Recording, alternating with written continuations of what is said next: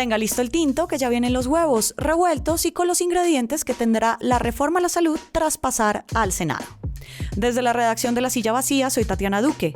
Es jueves 7 de diciembre.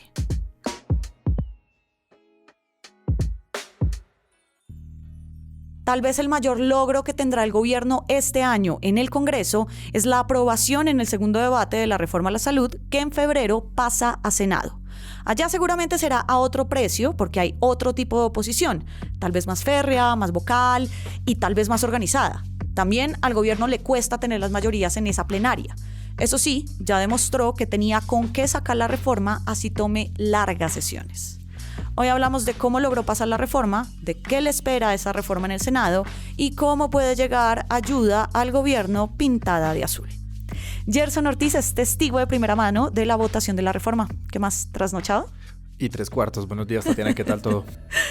¿Qué fue lo que facilitó el último tránsito de la reforma esta semana de la Cámara al Senado? Yo diría, Tatiana, que finalmente fue ponerle orden a la plenaria y eliminar puntualmente el polémico artículo 42. Ese era el que le daba la potestad al Ministerio de Salud de conformar una lista de elegibles para las gerencias de los hospitales públicos de todo el país y a los alcaldes y los gobernadores elegían desde ahí.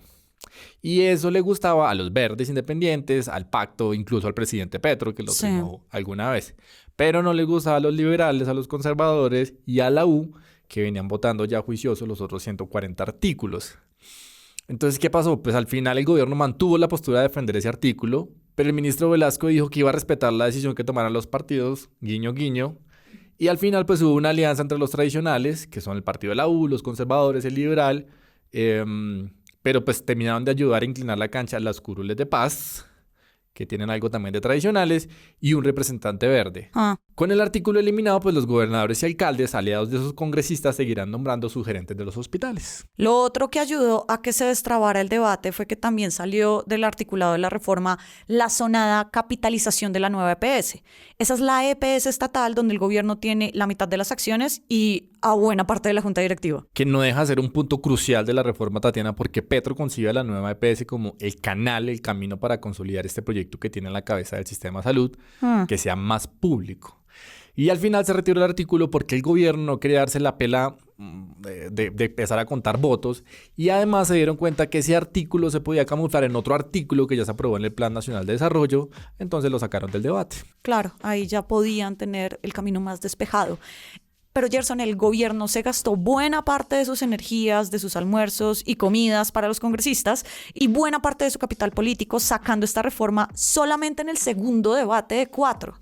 En febrero va a llegar al Senado donde dicen que será bien difícil.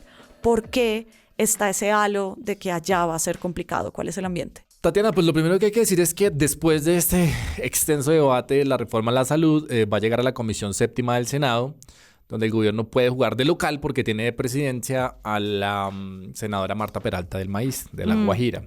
Ella va a definir quiénes serán los ponentes, cómo será el trámite, a quién le damos la palabra y a quiénes no. Clave. Y en números, pues ahí el gobierno tiene, de los 14 senadores que hay, tiene fijos a Wilson Arias, del Pacto, del Polo, que se cambió de comisión para estar en ese debate de la reforma a la salud, a Omar de Jesús Restrepo de Comunes, a Fabián Díaz del Verde, a Berenice Bedoya de la ASI y Piedad Esneida Córdoba, también del Pacto. Esos son 5 de 14. Le faltan 3 para voltear la comisión. ¿Los tiene? Tiene de dónde agarrarse, por decirlo así. A ver. Entonces le menciono, por ejemplo, a Ana Paola Gudelo del Mira y Lorena Ríos de Colombia Justas, ambas de partidos cristianos. Pueden ayudar como ya lo hicieron con la reforma pensional, en el primer debate que ya pasó por esa comisión. Faltaría un voto que podría estar entre Miguel Ángel Pinto, liberal, aunque ya recién aprobada la reforma en la Cámara empezó a decir que no la va a ayudar. Pero pues a veces el tigre no es como lo pintan. O el gobierno podría terminar de acercar a Norma Hurtado, la senadora de la U, que es del círculo de Ilian Francisca Toro, la nueva gobernadora del Valle, que va a necesitar recursos del gobierno nacional. Y no descarte del todo, Tatiana, a la conservadora Nadia Ablel, que es del clan Bell. ¿Por qué? Porque el ministro Velasco tiene un buen canal con ese grupo, porque hace muchos años, cuando estuvo detenido por un caso en el que fue inculpado por un testigo falso, pues compartió celda con Vicente Blel, el ex senador condenado por parapolítica, que es el jefe de ese clan. Además, téngalo en cuenta, Yamilito Arana, el electo gobernador de Bolívar, es de esa casa política y ya Petro y Velasco lo recibieron en casa de Nariño para decir, mijo, cómo es la vuelta, para ayudarle en su departamento.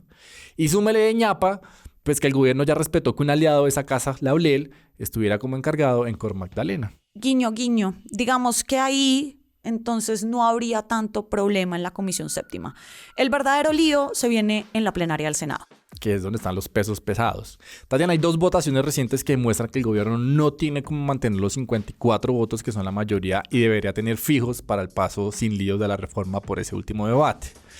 La primera votación pues, fue la de la marihuana de uso adulto. El gobierno se la metió toda a la plenaria al final, en el último día de las sesiones, hace 6 meses, y perdieron por 7 votos. Nunca han llegado tan lejos y miren. Y la otra votación ocurrió 20 días después en la votación de la presidencia del Senado, donde el gobierno se la jugó toda para que ganara Angélica Lozano, pero terminó ganando Iván Name, que estuvo apoyado por la oposición.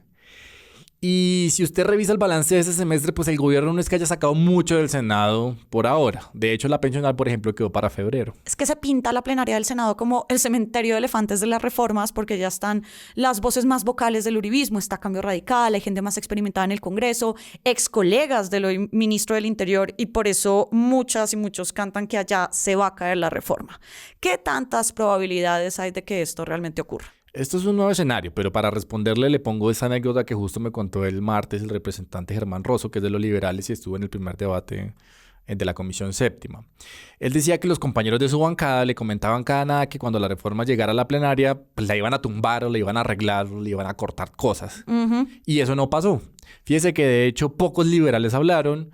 En la plenaria, de las famosas líneas rojas, pocos se quejaron, y de los 33 representantes, casi que un 90% apoyó la reforma. Eso estaba hasta en las cuentas de servilleta del ministro Velasco. Y entonces Rosso cree que eso mismo puede pasar en el Senado, donde todos dicen que la pueden arreglar, pero pues él no sabe de qué tipo de arreglos que están hablando. Ahora, pues la ventaja es que Velasco, el ministro, pues se va a dar la pela entre enero y febrero, va a tener el tiempo para tratar de mantener al menos esos 50 votos necesarios, teniendo como alternativa repetir la misma estrategia de Cámara que ya vimos todo el semestre. Tener unos votos fijos que voten en la plenaria y que los que no estén de acuerdo pero que quieran ayudar lo hagan completando el quórum.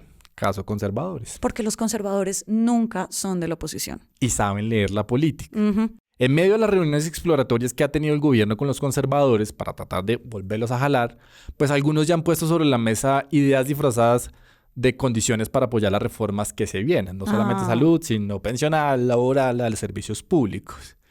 Y lo pueden hacer desde la independencia porque ya oficialmente no pueden regresar a ser coalición del gobierno. Entonces han hablado y han puesto sobre la mesa DITU Ministerio de Deportes, DITU Bancoldex, DITU Fiduagraria, DITU Ferrocarriles de Colombia. DITU Ancheta. A descansar, Gerson. Muchas gracias por pasar por acá. Gracias, Tatiana, por la invitación. Y arranque el día con estas movidas. El canciller Álvaro Leiva será el representante de Colombia en la posesión de Javier Milei como presidente de Argentina este próximo domingo. El régimen de Venezuela ordenó capturar a varios opositores por un supuesto complot a favor de Guyana en la disputa territorial por la zona del Esequibo, rica en petróleo. Y hoy está previsto que inicie la votación de la próxima fiscal general de la Nación en la Corte Suprema, según el calendario del tribunal, para el reemplazo de Francisco Barbosa. Todas las movidas de poder ya están al aire en lasillavacía.com, en las redes y en el en vivo. Y por acá cada mañana estará servido su desayuno político favorito. Con la producción de Fernando Cruz y de Sergio García, yo soy Tatiana Duque. Feliz noche de velitas y nos escuchamos el próximo lunes.